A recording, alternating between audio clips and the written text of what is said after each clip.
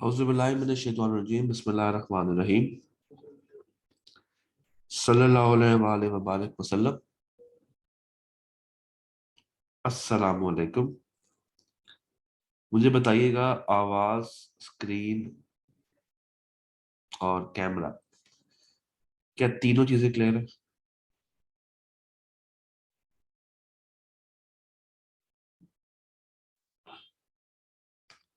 जी, आवाज, screen, camera, all done, all clear,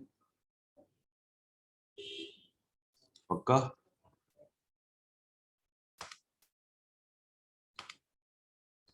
पक्का, ठीक हो गई, डन। जी जनाब, वेलकम बैक। कल हम लोग अनफॉर्चुनेटली क्लास नहीं कर पाए because of bad health, and the bad health is still continuing. Hope so कि आज शाम तक या कल सुबह तक that will be all okay. तो मुझे पूरी उम्मीद है कि आपने इस टाइम के अंदर इन चीज़ों को रिवाइज किया होगा। 570 का मैप, 705 का मैप दोबारा से बना के देखा होगा, 706 कहाँ कहाँ पे लगता है वो देखा होगा, रिपोर्ट के कंटेंट्स देखे होंगे और टेस्ट भी सॉल्व किया होगा। मजे का टेस्ट था, मुश्किल टेस्ट तो नहीं था। उस टेस्ट का अल्टीमेट पर्पस यही था कि आपसे थ्योरेटिकल चीज़ों को जज किया जाए, वो पूछी जाए। और फिर अब हम जब इस वीक के अंदर प्रैक्टिस भी कर रहे होंगे,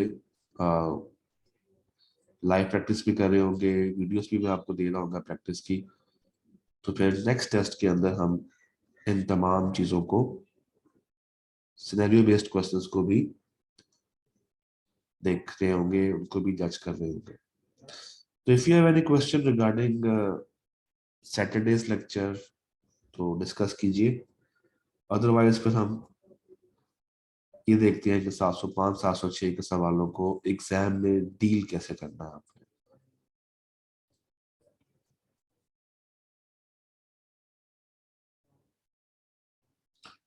जी हमार भाई, अगर आप कैमरा बंद कर लें, हम आपको देख पा रहे हैं। थैंक यू जी। 705 706 के सवालों को किस तरीके से डील करना है, क्या मैं शुरू करूं या आपका कोई सवाल है पीछे?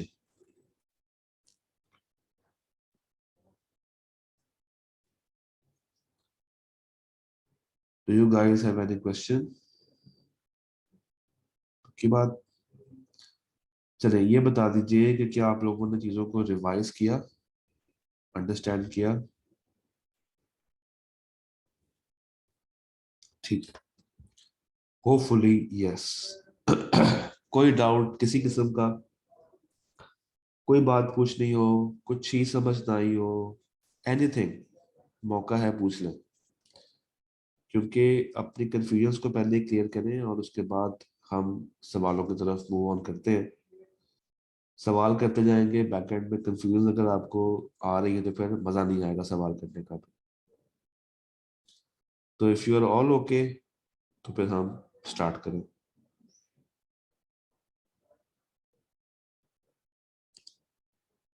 ऑल ओके पॉलिसी है जी, ऑल ओके पॉलिसी पे चल रहे हैं। डन, ले जनाब। अब होता क्या है, होता ये है कि आई कैप की जो अटेम्प्ट्स होती हैं, जो आई कैप का पेपर आता है, उसमें वो एक कॉमन क्वेश्चन करता है। वो कॉमन क्वेश्चन क्या होता है? वो कॉमन क्वेश्चन ये होता है कि बताइए ऑडिटर इन हालात में क्या करेगा और रिपोर्ट के ऊपर क्या इम्पैक्ट आएगा या आ सकता है। बताइए कि ऑडिटर इन हालात में क्या करता है या क्या करेगा और उस चीज का इम्पैक्ट रिपोर्ट पे क्या आएगा। ये एक नॉर्म ये एक नॉर्मल सवाल होता है आईएसए 705 में से, जिसमें वो 705 को तो टेस्ट कर ही रहा होता है। इसमें वो 705 को तो टेस्ट कर ही रहा होता है, इसके साथ साथ 706 को भी ऐड कर लेता है, 570 को भी ऐड कर लेता है। और कुछ केसेस में वो 560 को भी ऐड कर लेता है। 560 क्या है वो हम लोग इस वीक के एंड के करीब देख रहे होंगे। तो जब भी आप एग्जाम हॉल में पेपर देने जाएं ऑडिट का, तो अपने दिमाग में एक चीज डाल के जाइएगा, just like code of ethics, इस तरह का एक सवाल लाजमी आया हुआ है, और वो सवाल कम से कम 15 नंबर के लिए तो आया ही हुआ है। तो हमें अब ये पता चल गया है कि 15 नंबर का सवाल तो एग्जाम में मस्ट 705, 706, 570 में से आना है। और हम उसको कैसे आंसर कर सकते हैं? नंबर वन, हमारे पास वो मैप क्लियर हो। नंबर टू, हमारे पास वो अकाउंटिंग की नॉलेज प्रेजेंट हो। नंबर थ्री, हमें लिखना आता हो। अब बहुत सारे बच्चों का मैप क्लियर होगा, बहुत सारे बच्चों को अकाउंटिंग की नॉलेज भी होगी, मगर बच्चे मार खा जाते हैं उसकी ड्राफ्टिंग में। बच्चे घबरा जाते हैं कि पहला स्टेप क्या होना चाहिए, दूसरा स्टेप क्या होना चाहिए, इसके बाद क्या लिखूं, उसके बाद क्या लिखूं, किस तरीके से उसको प्रेजेंट करूं। तो आज हम लोग सीखेंगे प्रेजेंटेशन, और प्रेजेंटेशन सीखते सीखते ही हम सवालों को भी कर लेंगे। एक वर्क एग्जाम्पल इस वक्त आपके स्क्रीन के ऊपर मौजूद है, जिसके दो पार्ट्स हैं, एक 8 नंबर का, एक 7 नंबर का। रिक्वायरमेंट जरा पहले पढ़ लेते हैं। Requirement is के describe the steps that will be performed in each of the above situation। Requirement पढ़ना बहुत जरूरी होता है, क्योंकि रिक्वायरमेंट पढ़ के ना आपके आधे से ज्यादा मसले हल हो जाते हैं। और जब आप रिक्वायरमेंट पढ़ के सवाल देखते हैं, तो आप सवाल को आसानी से जज कर पाते हैं कि वो क्या चीज डिमांड कर रहा है, कितनी डिमांड कर रहा है, कैसे डिमांड कर रहा है। देखिए, उसने कहा describe the steps that will be performed, यानी कि वो मांग रहा है आपसे audit procedures in each of the above situation. दो चीजें हैं। उसने कहा प्रोसीजर्स बताएं in each of the above, यानी कि ए के लिए अलग बताना है, बी के लिए अलग बताना है, दोनों के कंबाइन करके नहीं बताने, दोनों के कंबाइन करके नहीं बताने। Part A is for Tariq limited, तो उसके प्रोसीजर्स आपने अलग से बताने। Part B is for Yakub limited, तो इसके प्रोसीजर्स आपने अलग से बताने। फिर वो कह रहा है and discuss the possible implications, यानी कि कौन कौन सी इम्प्लीकेशंस आ सकती हैं ऑडिट रिपोर्ट के ऊपर। ए के लिए अलग से बतानी है, बी के लिए अलग से बतानी है। तो उसने क्या मांगा है? प्रोसीजर, और उसने क्या मांगी है? रिपोर्ट के ऊपर इम्प्लीकेशंस।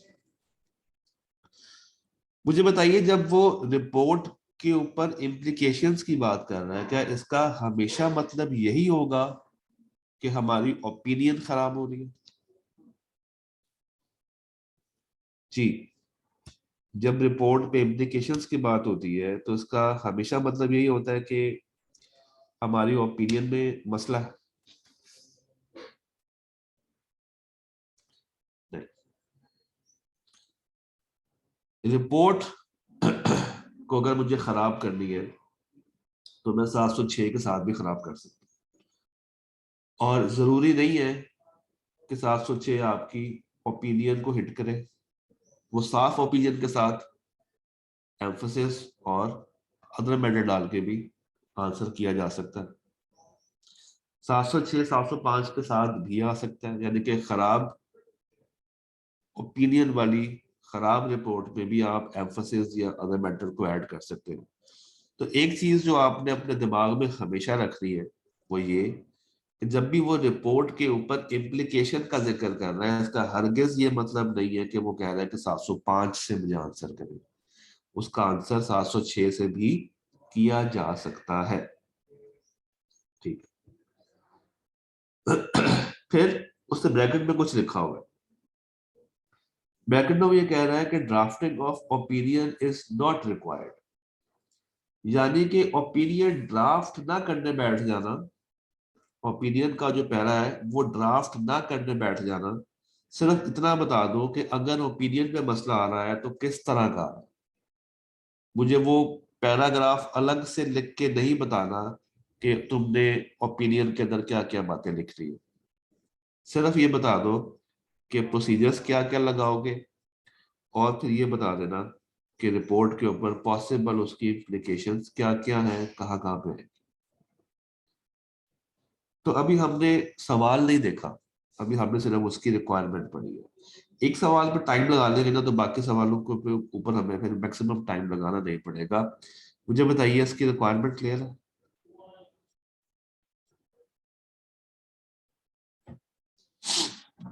रिक्वायरमेंट क्लियर है? ठीक। हर 705 706 के सवाल को आपने तोड़ लेना है इन 4 सिंपल स्टेप्स।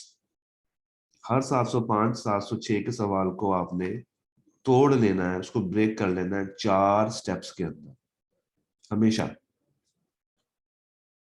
वो 4 स्टेप्स कौन से हैं? Step number 1, materiality. Step number 1 is identification of materiality. साथ साथ चीजें लिखते जाए। पहला स्टेप है मटीरियलिटी फाइंड आउट करना।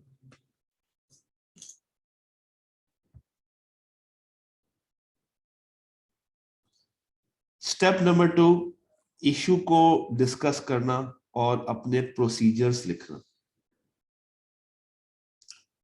पहले स्टेप में क्या करेंगे? मटीरियलिटी आइडेंटिफाई करेंगे। कैसे करेंगे भी देखते हो। सेकंड स्टेप, इशू पकड़ा जो सवाल में है और उसके मुताबिक चीजों को आसान करके लिख दिया, प्लस अपने प्रोसीजर्स उसके अंदर ऐड कर दिए।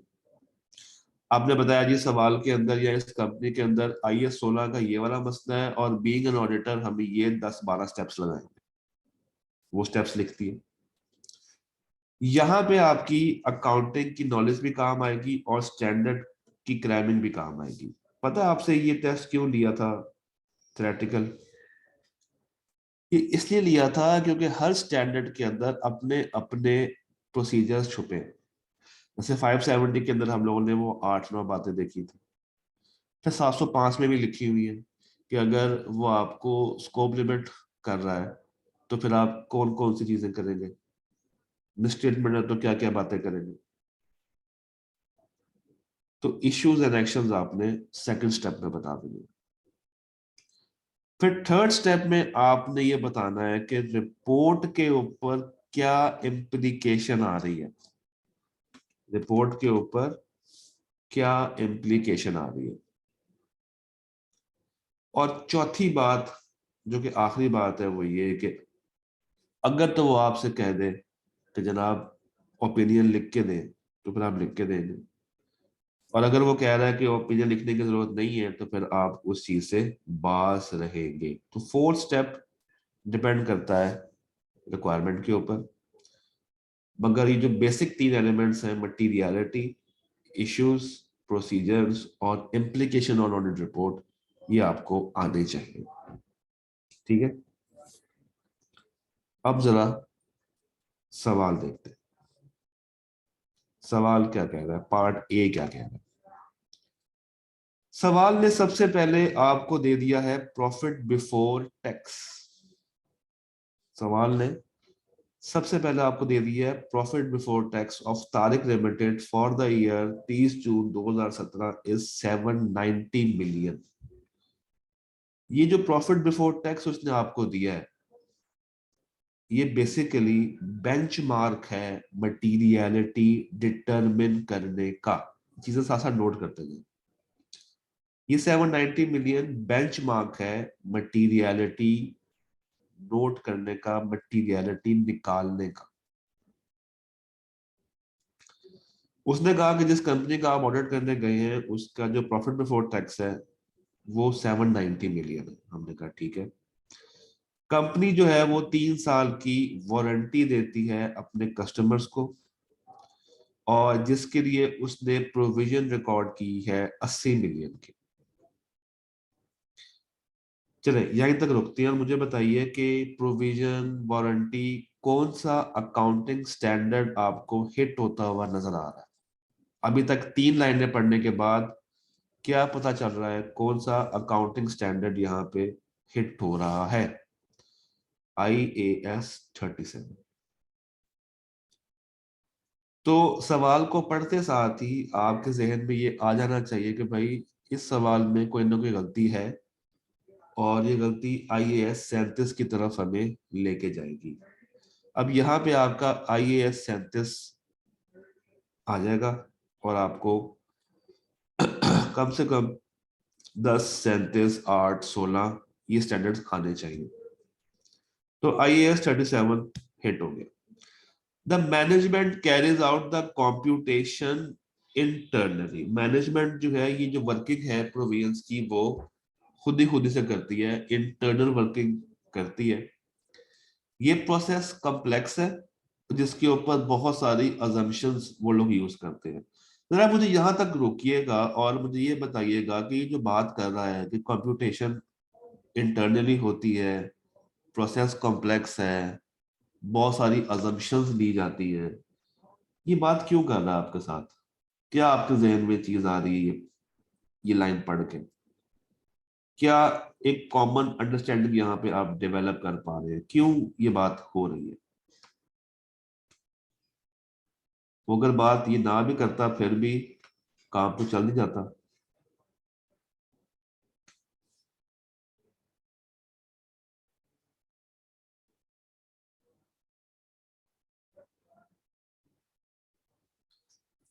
ठीक है, चेक कि क्या उनकी वर्किंग्स ठीक हैं भी या नहीं।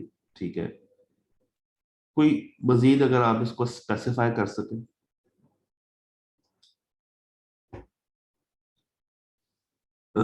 वो ये बात क्यों कर रहा है कि बहुत सारी assumptions हैं, इंटरनल वर्किंग होती है?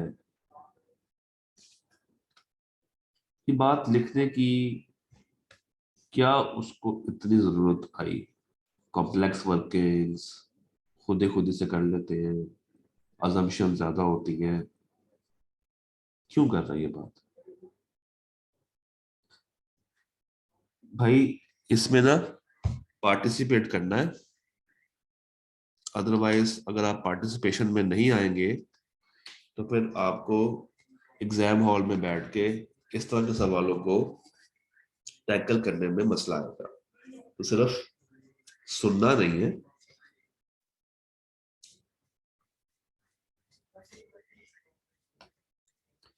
जी, एग्जैक्टली उन्होंने ये कहा है कि सारे काम तो वो खुद कर रहे हैं, assumptions लगा रहे हैं, ये कर रहे हैं, वो कर रहे हैं, तो देर आर सर्टन चांसेस कि गलती हो सकती है। देर आर सर्टन चांसेस कि गलती हो सकती है। यानी कि IAS 37 शायद सही से फॉलो नहीं किया जा रहा, या जो ये 80 मिलियन की अमाउंट उन्होंने निकाल के आपको दी है, ये अमाउंट ही गलत है। ठीक है, तो इसीलिए वो बार बार ये वर्ड यूज कर रहे हैं कि भाई अजम्पशन है, इंटरनल काम कर रहे हैं, ये कर रहे हैं, वो कर रहे हैं। ये ऐसा ही है कि जैसे आप घर में अक्सर कहते हैं कि आई कैप तो फेल फेल कर देता, पास ही नहीं करता। गलतियां अपनी होती हैं, मगर आप एक बहाना तलाश कर रहे होते हैं। अच्छा जी, देयरफॉर योर फर्म, यानी कि आपकी firm, audit firm, has appointed an expert after following all the necessary procedures. उन्होंने कहा भाई ये वर्किंग जो है वो हाइपोथेटिकल सी होती है, हम लोग बहुत सारी assumptions वगैरह को देखते हैं। तो फिर आपकी फर्म ने कहा कि यार ठीक है, हम फिर एक एक्सपर्ट ले आते हैं जो कि आपकी इस वर्किंग को देखेगा। मुझे बताइए, ये एक्सपर्ट जो अपॉइंट किया जा रहा है, क्या ये हमारा बंदा होगा या उनका बंदा होगा?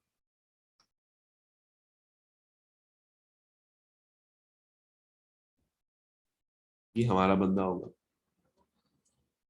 ये इंडिपेंडेंट होगा, ये हम लेकर आएंगे। क्या इसके ऊपर ISA 620 अप्लाई होता है?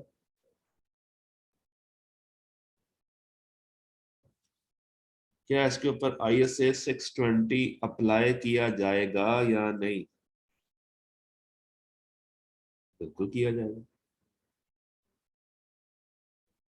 अच्छा, मुझे बताइए कि क्या उसने सवाल में ये स्पेसिफाई कर दिया है कि उसकी कॉम्पिटेंस, कैपेबिलिटी और ऑब्जेक्टिविटी के ऊपर लिखने की जरूरत नहीं है? क्योंकि स्टूडेंट्स ना बहुत चालाक होते हैं, उनको पता है 8 नंबर का सवाल है, मेरे से मांगे हमें उसने प्रोसीजर्स भी, तो मुझे एक्सपर्ट की बातें तो याद है, तो मैं कॉम्पिटेंसी, कैपेबिलिटी, ऑब्जेक्टिविटी के ऊपर 2 पेजेस भर दूंगा और आके मुझे मार्क्स दे देगा। ऐसे नहीं है। सेकंड लास्ट लाइन दोबारा से पढ़े, उसने कहा है after following all the necessary procedures, यानी कि उन्होंने कॉम्पिटेंस, कैपेबिलिटी, ऑब्जेक्टिविटी खुद ही से टेस्ट कर ली है, आपको दोबारा से लिखने की जरूरत नहीं है। तो सवाल टेक्निकली आपसे ये कहना चाह रहा है कि 620 में बिल्कुल तुम्हें जाने की जरूरत नहीं है, तुमने 705 से रेलेवेंट आंसर देना। ठीक है, वरना आप 620 में जाएंगे, 2 पेज भर देंगे और एक्सपेक्ट करेंगे कि आगे आपको मार्क्स दे दे। ऐसा नहीं है। तो आपकी फर्म ने पहले से ही तमाम चीजों को असेस करके रखा हुआ अपने पास। अब हमारे पास इस सवाल के अंदर 2 न्यूमेरिकल फिगर्स हैं। आज का लेक्चर मैं इसी सवाल के ऊपर लगाऊंगा ताकि आपको थीम समझ आ जाए, और फिर आपको कुछ सवाल मैं करने के लिए दूंगा ताकि आप उन सवालों पर टक्कर मारें और कल हम वो सवाल क्लास में करेंगे। 790 million profit before tax, 80 million warranty की प्रोविजन। मेरा आपसे पहला सवाल, अगर इस सवाल में रिपोर्ट के खराब होने के चांसेस हैं तो मुझे ये बताइए कि क्या ये सवाल आपको स्कोप लिमिटेशन का लग रहा है या मटेरियल मिसस्टेटमेंट का लग रहा है? पहले तो ये मुझे बताएं।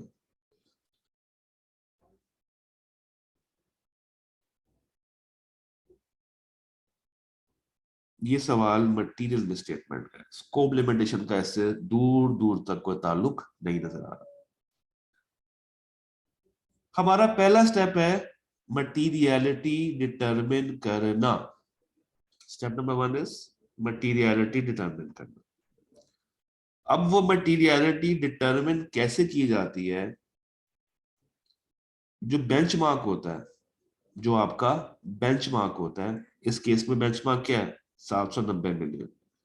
वो बनता है आपका डिनोमिनेटर, और जो एरर होता है, जो मसला होता है, वो बनता है आपका न्यूमिनेटर।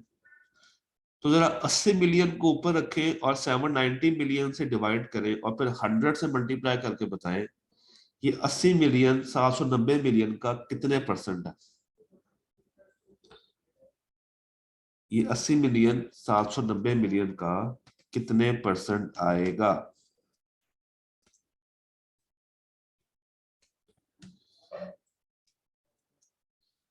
ये कोई 10.12% शॉर्ट इसका आंसर आएगा। 10.12 की 10.13 हम आसानी के लिए 10.1 कर लेते हैं, तो 10% से थोड़ा सा ऊपर।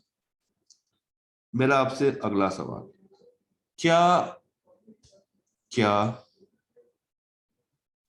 705 706 ने ये बात हमें बताई थी कि स्पेसिफिक परसेंटेज से ऊपर जाओगे तो ये मटेरियल है और स्पेसिफिक परसेंटेज से मजीद ऊपर जाओगे तो ये परवेसिव है?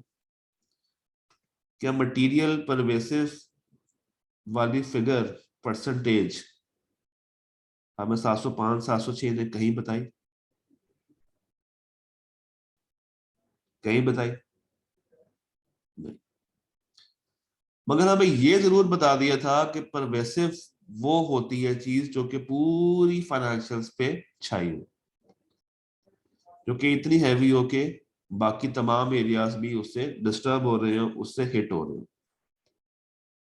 एक आइडिया दिया था। तो क्या मैं ये कह सकता हूं कि ये हमारी अपनी जाती जजमेंट है?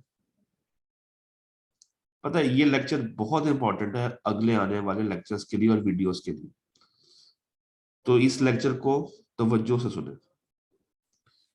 क्या हमें ये आइडिया है कि परवेसिव उतना बड़ा इशू होता है जो कि तमाम एरियाज को हिट कर रहा हो? क्या सवाल के अंदर ऐसी कोई बात उसने कही है कि वो आपको परवेसिव की तरफ लेके जा रही हो?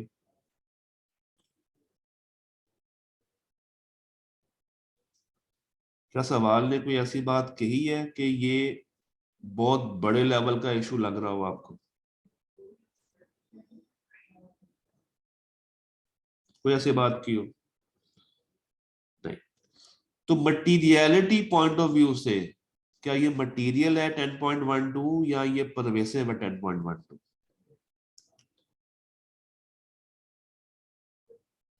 मटीरियल। ठीक हो गया। तो आपने सबसे पहली हेडिंग डालनी है सॉल्यूशन के अंदर, और उस हेडिंग का नाम होना चाहिए मटीरियलिटी या डिस्कशन ऑन मटीरियलिटी।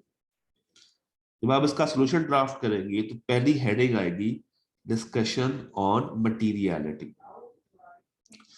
तो सबसे पहली बात जो आपने करनी है, जिसके मार्क्स होंगे, कि आप उसको साफ साफ बता रहे हैं कि भाई प्रोविजन ऑफ वारंटी जो यहाँ पे दी गई है वो प्रॉफिट बिफोर टैक्स का 10% बन रही है, और ये फाइनेंशियल स्टेटमेंट्स की लिए एक मटीरियल फिगर है, एक मटीरियल फिगर है। तो जस्ट ये वर्किंग करके, ये हेडिंग डाल के लिखने के 8 में से कम 2 नंबर तो आपको मिल गए। तो 8 में से 2 नंबर आपने हासिल कर लिए। ठीक है। अब अगला सवाल, स्टैंडर्ड कौन सा इस्तेमाल हो रहा? IAS 37। और आपको IAS 37 आना चाहिए इस सवाल को टैकल करने के लिए। दूसरा जो अब टॉपिक यहाँ पे खुलेगा, जो दूसरी हेडिंग यहाँ पे आएगी, वो होगी इश्यूज फॉर अकाउंटिंग स्टैंडर्ड, और क्या क्या रेलेवेंट प्रोसीजर्स अब आप लगाने वाले हैं। अब देखिए सवाल में क्या हो रहा है। सवाल में 790 मिलियन दिया हुआ है, 80 मिलियन दिया हुआ, और आपसे कहा है कि मसले हैं, वो जजमेंटल काम कर रहे हैं, और आपने उस चीज को चेक करने के लिए एक एक्सपर्ट बुला लिया है जिसकी ऑब्जेक्टिविटी एटसेट्रा आपने वेरीफाई कर रखी है। सवाल ने क्या ये बताया था कि आपने एक्सपर्ट का काम भी चेक किया, या आपने सिर्फ उस एक्सपर्ट को चेक किया? याद है सवाल क्या था? क्या हम एक्सपर्ट के काम को इस्तेमाल कर सकते हैं? तो आपने एक्सपर्ट को तो चेक कर लिया है, उसकी कॉम्पिटेंस देख ली है, उसकी कैपेबिलिटी देख ली है, उसकी ऑब्जेक्टिविटी देख ली है, एक्सपर्ट ओके है, बंदा बड़ा अच्छा है, मगर उस बंदे के काम को भी तो देखना है ना। जब आप उस बंदे के काम को देखेंगे तो वो वाले प्रोसीजर्स आप यहाँ पे डाल सकते हैं। बट अगर आप एक्सपर्ट की कॉम्पिटेंस को लिखने बैठ जाएं, कैपेबिलिटी को लिखने बैठ जाएं, ऑब्जेक्टिविटी को लिखने बैठ जाएं, वो अच्छी चीज नहीं है। तो अब देखिए आपने उसके बाद सेकंड हेडिंग में जो चीजें लिखनी है, जो प्रोसीजर्स लिखने हैं, वो कौन कौन से बन सकते हैं। नंबर 1, चूंकि एक्सपर्ट अपॉइंट हो चुका है तो सबसे पहले आप देखेंगे उसके काम करने का तरीका क्या है, वो कौन से मेथड्स को लेके चल रहा है, सिग्निफिकेंट अजम्पशन उसकी कौन कौन सी है, जो अजम्पशंस वो यूज कर रहा है और जो अजम्पशंस मैनेजमेंट यूज कर रही है, क्या दोनों अजम्पशंस एक जैसी हैं या नहीं, एक्सपर्ट जिस नतीजे में पहुंचा है क्या वो रेलेवेंट है या नहीं, क्या वो रीजनेबल है या नहीं, उस चीज को इवेलुएट कर लें। फिर अगर आपको IAS 37 लेट सपोज एग्जाम में बैठ के भूल गया, नहीं याद आ रहा, क्या करूं? नहीं याद आ रहा, क्या क्या करूं, उसमें क्या लिखा हुआ था नहीं जेहन में आता, कभी कभी चीजें भूल जाती हैं। तो बड़ा इसका एक आसान हल ये होता है कि आप ये बात लिखते हैं कि कंफर्म किया जाए कि तमाम प्रोविजंस IAS 37 की फॉलो की जा रही है, बस तमाम प्रोविजंस IAS 37 की कंप्लाई की जा रही है, इस चीज को वेरीफाई कर लिया जाए। और अगर कोई मसला आ रहा है तो मैनेजमेंट से डिस्कस भी किया जाए। आप ये भी लिख सकते हैं कि डिस्कस करेंगे 2 साल बाद गवर्नर से, उनको बताएंगे कि ये इशू आपका 10% बन रहा है, उसकी इंपॉर्टेंस बताएंगे, उनसे कहेंगे कि भाई हमारे एक्सपर्ट ने ये चीज निकाली है, इसको इसके मुताबिक ठीक कर लें। जो डिफरेंस आएगा उनकी 80 मिलियन में और आपके एक्सपर्ट के निकाले हुए फिगर में, वो फिगर क्या कहलाएगी? Material misstatement. लेट्स सपोज आपका एक्सपर्ट कहता है कि वारंटी की प्रोविजन 80 मिलियन नहीं होनी चाहिए, 70 मिलियन होनी चाहिए। 80 नहीं होनी चाहिए, 70 मिलियन होनी चाहिए। तो उस केस में आप मैनेजमेंट से कहेंगे कि भाई मेरे एक्सपर्ट ने ये वाली फिगर निकाली है, आपने ये वाली फिगर फाइनेंशियल्स में डाली हुई है, अपनी फिगर को निकाल ले और ये वाली फिगर डाल ले। अगर तो मैनेजमेंट आपकी बात पे अमल कर लेती है, आपकी बात को मान लेती है, तो फिर तो मसला ही कोई नहीं, फिर तो मसला ही खत्म हो गया। मसला कब आएगा? कि जब वो आपकी बात को मानेगी नहीं, जब वो अपनी गलत फिगर निकालेगी नहीं। तो अगर डिफरेंस आ रहा है बिटवीन एक्सपर्ट की अमाउंट और उनकी निकाली हुई अमाउंट में, और वो मसला मैनेजमेंट हल नहीं कर रही, और आपको पता है कि 10% मटीरियल है, तो मुझे बताइए फिर आप साफ रिपोर्ट देंगे या खराब रिपोर्ट देंगे?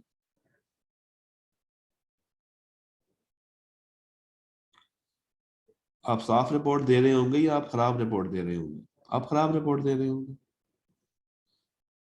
तो मटेरियल में स्टेटमेंट हो, मटेरियल लेवल की हो, तो किस तरह की ओपिनियन आती है? मटेरियल में स्टेटमेंट हो, मटेरियल लेवल की हो, तो किस तरह की ओपिनियन आएगी जनाब? Qualified opinion. तो तीसरी हेडिंग क्या खुल जाएगी? Implication on audit report. यहां पे आप बताएंगे कि if there is a difference, क्योंकि सवाल ने हमें ये नहीं बताया कि डिफरेंस है या नहीं है, सवाल इस चीज पे साइलेंट है। और जब सवाल इस चीज पे साइलेंट है तो फिर आपको दोनों तरफ अपना आंसर लेके जाना पड़ेगा कि if there is a difference between expert and managements working, and if management is not willing कि वो अपनी गलती को करेक्ट करें, तो फिर हम क्वालिफाइड ओपिनियन देंगे, ये देखते हुए कि issue material. But if there is a difference और वो डिफरेंस रिजॉल्व हो चुका है, वो डिफरेंस रिजॉल्व हो चुका है, मैनेजमेंट ने अपनी गलती एक्सेप्ट कर ली है, उन्होंने अपनी गलत अमाउंट को निकाल दिया है, सही अमाउंट को डाल दिया है, तो फिर कोई मसला नहीं है, फिर हम अनमॉडिफाइड रिपोर्ट दे रहे होंगे। क्या यहां तक मेरी सारी बात समझ आई आपको? यहां तक ओवरऑल थीम समझ आई कि इस सवाल में करना क्या है? आपको नॉलेज है, मगर ये सवाल प्रेजेंटेशन डिमांड कर रहा होता है।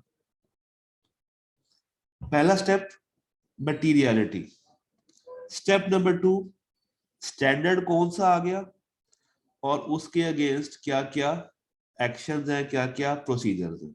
Step 2। Step 3 is implication, report पे क्या फर्क आएगा, रिपोर्ट पे किस तरह की खराबी आएगी।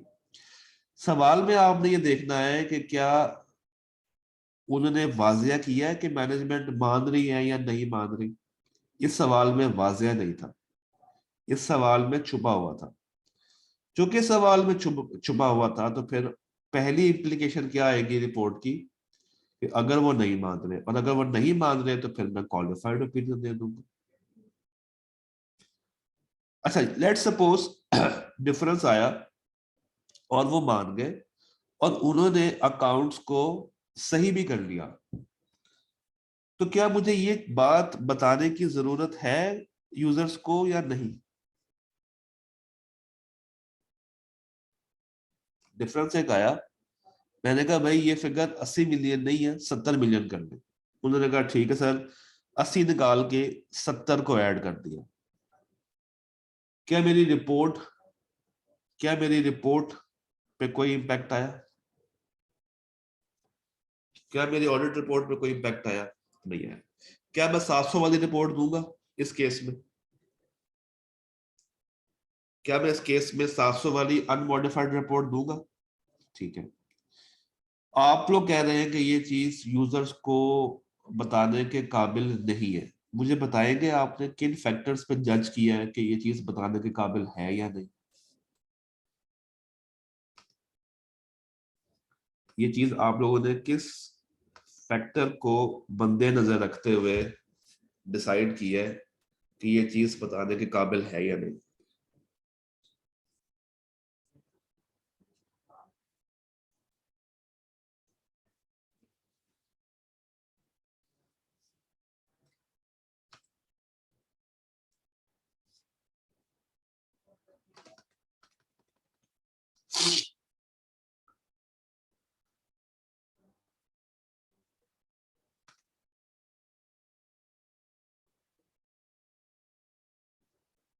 हाँ जी। कौन सी रीजंस हैं, कौन से फैक्टर्स हैं जिनके मुताबिक आपने ये डिसाइड कर लिया कि हमें ये बताने की जरूरत नहीं है? देखिए, पता है आई कैप का एग्जामिनर क्या चेक कर रहा होता है इन सवालों में? वो पूरा मैप चेक करना चाह रहा होता है आपसे। यहाँ पे उसने इन बिटवीन द लाइंस तो ये कह दिया है कि एक्सपर्ट आया था। उसने ये नहीं आपको कहा, उसने आपको ये नहीं बताया साफ साफ कि एक्सपर्ट ने जो वैल्यू निकाली है वो फर्क है या नहीं। तो आपने कहा जनाब अगर तो डिफरेंस है और डिफरेंस मटेरियल है तो फिर मैं जो रिपोर्ट इशू करूंगा मॉडिफाइड इशू करूंगा, क्योंकि मैं क्वालिफाइड ओपिनियन दे रहा हूं। बट आपको ये भी साथ लिखना पड़ेगा कि अगर वो फिगर सही है, अगर वो फिगर जो उन्होंने निकाली थी वो सही निकाली थी और आपके ख्याल में ये चीज यूजर के लिए इंपॉर्टेंट है, तो फिर आप दूसरे आंसर को जोड़ देंगे 706 के साथ भी। याद है 706 ने क्या कहा था? कि अगर कोई ऐसी चीज हो जो कि यूजर की इंपॉर्टेंस के लिए हमें उसको बतानी चाहिए, डिसीजन मेकिंग के लिए बतानी चाहिए, तो फिर हम उसको किस तरीके से बताते हैं कि कम से कम वो पैराग्राफ जाके पढ़ ले। एक एक्स्ट्रा पैरा ऐड करते हैं, उसका नाम क्या होता है? उस एक्स्ट्रा पैरा का नाम क्या था जो फाइनेंशियल स्टेटमेंट से लिंक रखता है? देखिए, आपने कहा ये वाली फिगर को ऐसे कर लें, उन्होंने कहा ठीक है, उन्होंने अपना डिस्क्लोजर चेंज कर दिया, फिगर सही वाली उठा के डाल दी। अब आपका दिल कर रहा है कि यार मैं यूजर को ये चीज बताऊं कि यहाँ पे ये वाली फिगर को तुमने देखना है। तो आप ये भी लिखेंगे इवन दो कि इस आंसर में वो चीज नहीं है, बट आप स्टिल ये लिख कर आएंगे कि अगर हमारी अंडरस्टैंडिंग ये है कि ये चीज यूजर के लिए इंपॉर्टेंट है, तो फिर हम 706 में जाएंगे और एम्फोसिस का पैरा डाल देंगे और उस पैरा में रेफर कर देंगे कि भाई कम से कम रेलेवेंट डिस्क्लोजर को जाके देख लेना। यहां तक बात समझ आई? यहां तक क्लियर है? अच्छा, क्या एम्फोसिस डालने से मेरी रिपोर्ट खराब होगी या नहीं होगी? इतना जवाब दे पहले।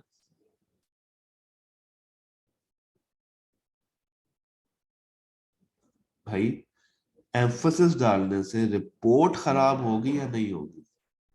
क्या हो गया? ये तीन लोग नो क्यों कह रहे हैं?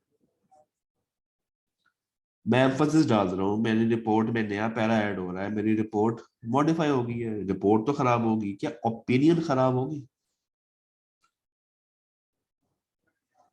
ओपिनियन खराब नहीं होगी। चले, एक बात बताइए, मेरा एक यूजर है, यूजर ऑफ फाइनेंशियल स्टेटमेंट, वो थोड़ा सा इस फील्ड से हटके है। रिपोर्ट इशू होती है मॉडिफाइड, क्या मेरा यूजर परेशान होगा? ओए होए, मॉडिफाइड रिपोर्ट इशू हो गई है, कोई ना कोई गलतियां होंगी, मेरे पैसे कहाँ जाएंगे, मैं बर्बाद हो जाऊंगा? क्या मेरा यूजर परेशान होता है मॉडिफाइड का लफ्ज सुन के? हो सकता है ना। उसको तो नहीं पता कि मॉडिफाइड रिपोर्ट का हमेशा मतलब ये नहीं होता कि ओपिनियन ही खराब है। ये तो हमें पता है, आपको पता है, सीए वालों को पता है, बाकियों को तो नहीं पता इतना खास, वो तो परेशान हो सकता है। तो आपको लगता है कि एक और मेथड भी है जिससे हम वो चीज कम्युनिकेट भी कर दें और उससे रिपोर्ट के ऊपर कोई खराबी भी ना आए? अगर है तो कौन सा है? अगर है तो कौन सा है? कैम। कैम। तो आप ये भी लिख सकते हैं कि एम्फोसिस की जगह पे कैम भी डाला जा सकता है। एक इश्यू के ऊपर दोनों पैरास नहीं आएंगे, या एम्फोसिस आएगा या कैम आएगा। आप ये बात लिख सकते हैं कि हम कैम को भी इस रिपोर्ट का पार्ट बना सकते हैं, अगर हमें लगता है, अब वो वाले फिल्टर्स आपको याद होने चाहिए। अगर हमें लगता है कि ये चीज यूजर की अंडरस्टैंडिंग के लिए इंपॉर्टेंट है, ये चीज करंट पीरियड से है, और ये जजमेंटल है। याद है वहां पे जजमेंटल वाली बात भी थी। ये कैम ज्यादातर उन एरियाज पे आता है जो कि इंपॉर्टेंट होते हैं और जहां पे यूजर्स की अजम्पशन, उनकी जजमेंट्स आ रही होती है। तो रिपोर्टिंग इम्प्लीकेशन का मतलब सिर्फ ये नहीं होता कि आप 705 वाली बात लिख के साइड पे हो जाए। आपने वो पूरा चार्ट, वो पूरा 360 घूमना है।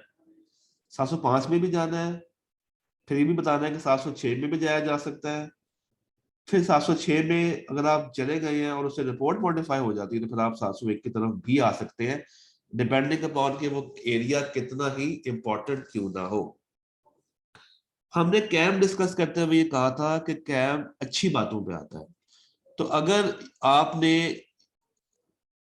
एंटिटी वालों से कहा है कि भाई इसको ऐसे नहीं ऐसे कर लें, और वो वाकई में आपकी बात मान भी लेते हैं, तो क्या ये अच्छी बात है या नहीं?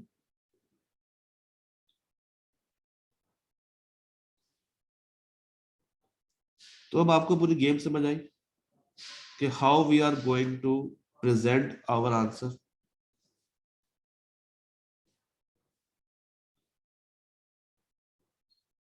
ये थीम क्लियर हो गई है?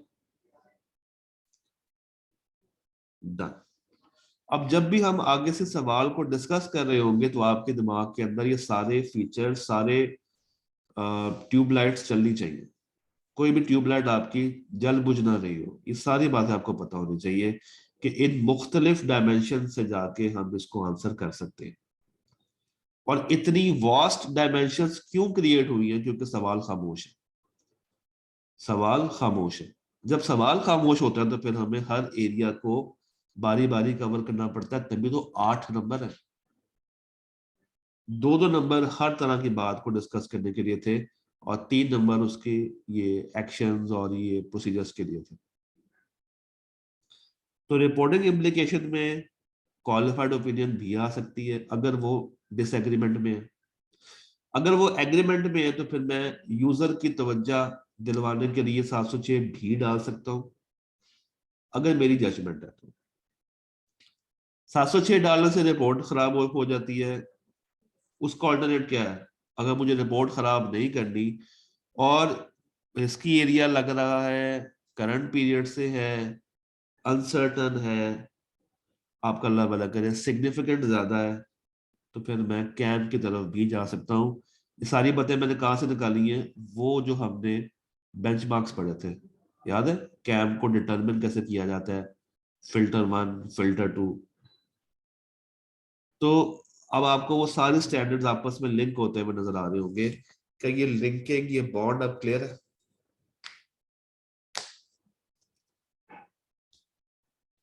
जी। क्या ये बात सारी की सारी क्लियर होगी? ठीक। अब जरा देखते हैं इसका पार्ट बी क्या था, और पार्ट बी से मैं आपकी चीजों को असेस करने की कोशिश करूंगा। Part B. Your firm has been appointed as the auditor of Yakub limited. ठीक है, इसमें कोई मसले वाली बात नहीं है। For the audit of the year end 30 June 2017। ठीक है। Audit team was not able to perform the inventory count at year end क्योंकि उनकी अपॉइंटमेंट ही 15 जुलाई को हुई थी। अच्छा, इन्वेंट्री काउंट कब हो रहा है? ईयर एंड पे। ईयर एंड क्या है? 30 जून। आप कब अपॉइंट हो रहे हैं? 15 जुलाई। आप इन्वेंट्री काउंटिंग होने के टाइम पे मौजूद नहीं थे, आपने वो चीज अटेंड नहीं की। क्या ये मिस स्टेटमेंट है या ये स्कोप लिमिटेशन है? अब जरा जल्दी मुझे चीजें आप लोगों ने बता दी है, ये मिस स्टेटमेंट है या ये स्कोप लिमिटेशन है? ये स्कोप लिमिटेशन आ गई। याद है आपको, मैंने स्कोप लिमिटेशन में एक पॉइंट कैरी फॉरवर्ड करवाया था, ये यही पॉइंट था। जब आप स्कोप लिमिटेशन पढ़ रहे थे तो मैंने एक एग्जांपल आपसे कहा था, इसको कैरी फॉरवर्ड करना। यही बात थी। होता ये है कि अक्सर आपकी अपॉइंटमेंट गलत टाइम पे होती है और इन्वेंट्री काउंट के बाद आप लोग आते हैं और इन्वेंट्री काउंट वाला टाइम गुजर चुका होता है। तो अब आपके पास इन्वेंट्री से रिलेटेड डॉक्यूमेंटेशन अवेलेबल नहीं होती क्योंकि आप खुद वहां पे मौजूद नहीं थे। So this is the scope limitation. क्या ये गलती मैनेजमेंट की है? क्या ये गलती मैनेजमेंट की थी? मैनेजमेंट की थी? नहीं, ये गलती हमारी है। तो स्कोप लिमिटेशन में तीन तरह से मसले आ सकते हैं। नंबर वन, हमारा अपना जाती कसूर हो जो यहाँ पे है। नंबर टू, मैनेजमेंट हमें जान के रोक रही हो, हम कह रहे हैं हमने करना है, वो कहते हैं नहीं। नंबर थ्री, ना कसूर हमारा है ना कसूर उनका है, कसूर नेचर का है। आग लग गई, तूफान आ गया, नजला आ गया, रिकॉर्ड तबाह हो गए, गवर्नमेंट ले गई, तो हमारा मसला हो सकता है, उनका मसला हो सकता है, या हम दोनों के अलावा किसी और रीजन की वजह से भी स्कोप लिमिटेशन लग सकती है। मुझे बताइए इन तीन रीजंस में से सबसे बड़ा मसला कौन सा है? हमारे एंड वाला, उनके एंड वाला, या थर्ड पार्टी वाला? सबसे बड़ा इशू कहां पे आएगा? जहां पे वो हमें मना कर रहे हैं, जहां पे वो लोग हमें मना कर रहे हैं। चले, ये बातें तो हो गई, अब जरा सवाल पे आते हैं। क्या इस सवाल में कोई क्वांटिटेटिव फिगर आ रही है? कोई वैल्यू आ रही है? कोई अमाउंट आ रही है? क्या कोई अमाउंट, कोई फिगर, कोई चीज ऐसी आपको नजर आ रही हो? नहीं। हमारा स्टेप वन क्या था? मटीरियलिटी निकालनी थी हमने। तो इस सवाल में तो मुझे कोई अमाउंट नजर नहीं आ रही, तो क्या मैं मटीरियलिटी वाले पॉइंट को स्किप कर दूं? हाँ जी। अगर मुझे कोई वैल्यू नजर नहीं आ रही तो क्या मैं उस मटीरियलिटी वाले पॉइंट को सिरे से ही निकाल दूं? The answer is no. The answer is no. इसको लिखना कैसे है? आप ये कहेंगे मटीरियलिटी की हेडिंग में, because the figures are not available, the figures are, इस सवाल की जो आंसर है उसमें ये चीज नहीं है। इसको नोट कर लें कि अगर मटीरियलिटी गिवन ना हो तो फिर आपको सियासी आंसर देना पड़ता है, डिप्लोमेटिक आंसर देना पड़ता है। अगर मटीरियलिटी की अमाउंट मौजूद नहीं है या आप नहीं निकाल पा रहे, फिगर ही नहीं है, तो फिर आप एक सियासी आंसर देंगे कि because the factual figure is missing, we will answer on the basis of we will answer on the basis of judgment. If material तो ये वाली, if pervasive तो ये वाली। ठीक, अब इसकी ड्राफ्ट मजीद इसके ऊपर बात करते हैं। मुझे बताइए कि स्कोप लिमिटेशन है, स्कोप लिमिटेशन के अंदर अगर मटेरियल हो तो किस तरह की ओपिनियन आती है? अगर स्कोप लिमिटेशन मटेरियल हो तो किस तरह की ओपिनियन मैं दूंगा? क्वालिफाइड। इस क्वालिफाइड में और मटेरियल वाली क्वालिफाइड में क्या फर्क होता है? इस क्वालिफाइड में और मटीरियल वाली क्वालिफाइड में क्या फर्क होता है? पॉसिबल का। अगला सवाल, परवेसिव होगा तो क्या करूंगा? परवेसिव होगा तो क्या करूंगा? परवेसिव होगा तो क्या करूंगा? डिस्क्लेमर की तरफ चला जाऊंगा। क्या डिस्क्लेमर मेरा वाहिद हल होता है या इससे पहले कुछ और भी चीज करनी होती है?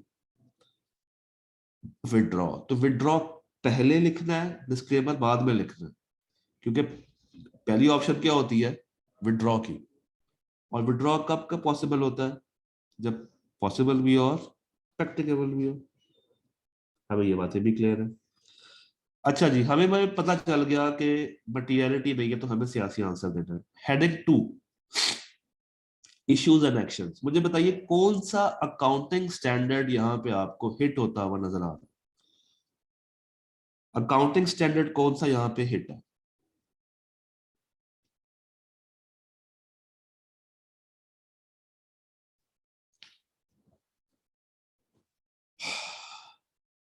पक्की बात है? इन्वेंट्री किस स्टैंडर्ड में आता है भाइयों? IS 2 में आता है। ठीक है। IS 10 इसलिए नहीं आएगा क्योंकि वो सब्सिक्वेंट इवेंट होता है। ये इवेंट पहले से हो चुका है, आप बाद में आ रहे हैं। ठीक है। तो अकाउंटिंग के अंदर इन्वेंट्री कहाँ पे डील होती है? IS 2 में। मुझे बताइए, आप एक जगह पे मौजूद नहीं है, आप बाद में आए हैं। जरा कॉमन सेंस से मुझे आंसर करके बताइएगा कौन से ऐसे प्रोसीजर्स हैं जो कि आपके जहन में आ रहे हैं। आपके पास ऑल्टरनेट एविडेंसेस कौन से हैं जहां से आप चीजें निकाल सकते हैं, एविडेंस हासिल कर सकते हैं? ऑल्टरनेट इवेंट्स कौन से? सोच के बताइए। सामने स्क्रीन पे जो लिखा हुआ उसको छोड़ दें, अपने दिमाग का इस्तेमाल करना। आप डिस्कस करेंगे दो साल बाद गवर्नर से, उनको कहेंगे कि भाई देखिए हम बाद में आए हैं, जो आप लोगों ने वर्किंग की है हमें वो वर्किंग दे, हम उसको रिकंसाइल करते हैं डाटा से। आप लोग रिवर्स वर्किंग करके बैलेंस निकाल सकते हैं। याद है रिवर्स वर्किंग? FAR 1 में की होगी कभी, या FAR 2 में? 2 में, 1 में? 1 में होगी। उसमें एक कॉमन सवाल ये होता था कि ऑडिटर इन्वेंट्री काउंट करने पहुंचा मगर 10 दिन के बाद। नॉर्मली 10 दिन का वक्फा होता था, और उस 10 दिन में आप सेल्स को क्या करते थे? ऐड या लेस? सेल से जो इन्वेंट्री जाती है उसको ऐड करते थे या लेस करते थे? उसको ऐड करते थे। परचेजेस को माइनस करते थे। परचेज रिटर्न को ऐड करते थे, सेल रिटर्न को माइनस करते थे। तो आप ये कह सकते हैं कि भाई हम लोग रिवर्स वर्किंग करेंगे और उस डेट तक की इन्वेंट्री पे जाएंगे। फिर आप उनसे रिक्वेस्ट कर सकते हैं कि दोबारा से फिजिकल काउंट करवा ले। अब चूंकि हम लेट आए हैं तो हमें फिजिकल काउंट बाद में करने का मौका दिया जाए, ये पॉसिबिलिटी भी है। फिर अगर डिफरेंसेस आ रहे हैं तो हम उससे कहेंगे कि भाई इस फर्क की रीजन क्या है, हमें वो बता दें। तो यहां तक। अब जरा तीसरी हेडिंग पे आए। तीसरी हेडिंग क्या थी? Implications on audit report. और याद करें मैंने आपसे क्या कहा है कि आपने कौन सा आंसर देना है इस केस में? क्या नाम है उस आंसर का? किस तरह की ओपिनियन आप देंगे जब अमाउंट मौजूद ना हो? सियासी, यानी कि डिप्लोमेटिक। अब जरा रिपोर्टिंग इम्प्लीकेशंस को गौर से पढ़ना। If the auditor concludes that it would be impracticable, या पॉसिबल नहीं हो रहा है एविडेंस हासिल करना चूंकि स्कोप लिमिटेशन आ गई थी, तो depending upon the material and pervasiveness. Depending upon the, word का यूज किया उसने, डिपेंडिंग। यानी कि कंफर्म ही नहीं था कि मटेरियल आई है परवेसिव है, तो अगर मटेरियल होगा तो रिपोर्ट क्वालिफाई हो जाएगी, और अगर परवेसिव होगा तो फिर रिपोर्ट के अंदर जो ओपिनियन आएगी वो डिस्क्लेमर वाली आएगी। फर्दर मोर डिस्क्लेमर को देने से पहले हम कोशिश करते हैं कि वहां से विड्रॉ कर लिया जाए, इफ प्रैक्टिकेबल इफ पॉसिबल। ये वाली बात भी आप वहां पे लिखेंगे, ये वाली बात भी आप वहां पे लिखेंगे। क्या यहां तक बात समझ आ गई? क्या यहां तक बात समझ आ चुकी है? ठीक है।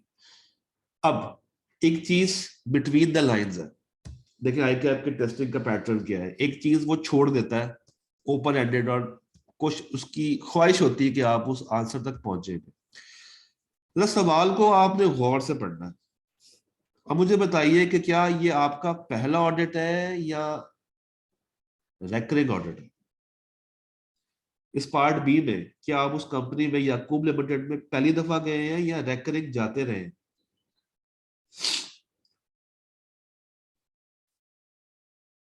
जी, तो सारे बताइए, ये फर्स्ट टाइम आपका ऑडिट हो रहा है या रेकरिंग ऑडिट हो रहा है? फर्स्ट टाइम हो रहा है। आपका फर्स्ट टाइम हो रहा है, कंपनी का तो फर्स्ट टाइम नहीं हो रहा, इस बात पे एग्री करते हैं? आप इस कंपनी का फर्स्ट टाइम ऑडिट करने गए हैं, ये कंपनी तो पहले से ऑडिट करवाती रही है। ठीक है। तो अगर आप इस कंपनी का ऑडिट करने के लिए फर्स्ट टाइम गए हैं, तो क्या आपको लगता है कि अदर मैटर में बताना पड़ेगा कि पिछला ऑडिट किसी और ने किया हुआ है? याद है अदर मैटर के अंदर एक बात लिखी हुई थी, उसकी एग्जाम्पल में समथिंग रिलेटेड टू ऑडिट। अगर पिछला ऑडिट आपने नहीं किया तो फिर ये आपकी जिम्मेदारी होती है कि अदर मैटर में बता दें कि पिछले ऑडिट पे मैं नहीं था, मेरा ये फर्स्ट टाइम है, ताकि यूजर्स को ये लगे कि भाई इसने जान के इन्वेंट्री काउंटिंग मिस नहीं की, ये उसकी पहली पहली बारी थी, पहली पहली टर्न थी। तो फिर आप अदर मैटर में ये चीज बताएंगे कि भाई चूंकि मैं फर्स्ट टाइम यहां पर आया हूं, मैं फर्स्ट टाइम यहां पर आया हूं, तो ओपिनियन खराब करने के बाद अदर मैटर के अंदर ये बताया जाएगा कि भाई पिछला ऑडिट कौन कर रहा था, हम नहीं कर रहे थे, कोई और फर्म थी। तो कहानी समझ आई है, ओवरऑल थीम समझ आ गया। ये लेक्चर आपने दोबारा से लेना है और कोशिश करेंगे 2 दफा लें, ताकि आप इस तरह के सवाल को, जो कि अब ऐसे ही होंगे, आप आसानी से आंसर कर सके। और ये सवाल लिखना है, हमने डिस्कस तो किया है, मगर अब आपने इसको राइटिंग में उतारना है, ताकि आपकी ड्राफ्टिंग भी इंप्रूव हो। और ये लेक्चर आपने कम से कम 2 दफा फिर से रिपीट पे सुनना है। डन?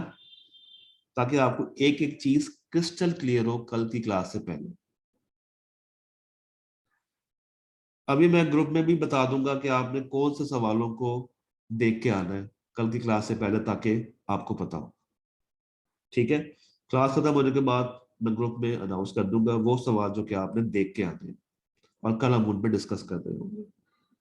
ठीक है जी, तो मिलते हैं कल। आई होप कि अब आपको चीजें क्लियर हैं। इंशाल्लाह मिलते हैं। अल्लाह हाफिज। जी अमर भाई, जरा रिकॉर्डिंग सुनिएगा। अभी आखिरी बातें यही हुई हैं कि हम अदर मैटर ऐड करेंगे, शायद आपकी तरफ ये बात मेरी पहुंची नहीं है। एक दफा रिकॉर्डिंग सुन। हाँ, तो जब वो कह रहा है कि आप फर्स्ट टाइम आए हैं, पिछला नहीं ना फिर आपने किया, उसने इन बिटवीन द लाइंस ये बात छेड़ी हुई है। सवाल को दोबारा से पढ़िएगा, आपको समझ आ जाएगी। मिलते हैं कल। अल्लाह हाफिज।